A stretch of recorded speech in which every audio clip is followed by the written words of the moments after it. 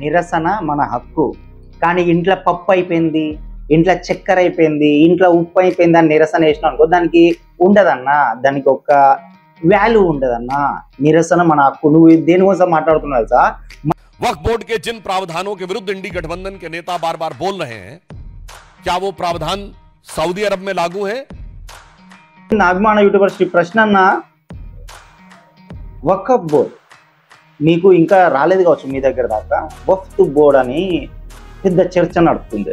మీ దగ్గర దాకా రాదు, ఎందుకంటే హిందీ నేర్చుకోవద్దు అంటాడు ఇక ఈసంటి బోగాడు. సో వక్ఫ్ బోర్డు గురించి పెద్ద చర్చ నడుస్తుంది ఇప్పుడు. దానికోసం పెద్ద చర్చ నడుస్తుంది. దాని గురించి వీడియోలు తీయడు, దానికి వీడియో తీయడు, ఒక్క వీడియో కూడా లేదు, తీయడు కూడా.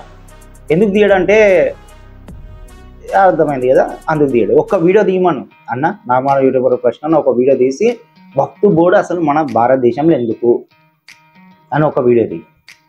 ఇంకో వీడియోది మీరు ఆల్రెడీ పాకిస్తాన్ని తీసుకున్నారు భారతదేశం నుంచి, మళ్ళీ ఇక్కడ ఎందుకు పోట్లాడుతున్నారు? మీ జన్మభూమి, మీ భూమి, మా భూమి అని ఎందుకు పోట్లాడుతున్నారు అని ఒక వీడియో తీ అన్న. నీ నుంచి ఎక్స్పెక్ట్ చేస్తున్నాను ఇలాంటి వీడియోలు. చాలా మంది కామెంట్స్ లో అన్న మేము మీతో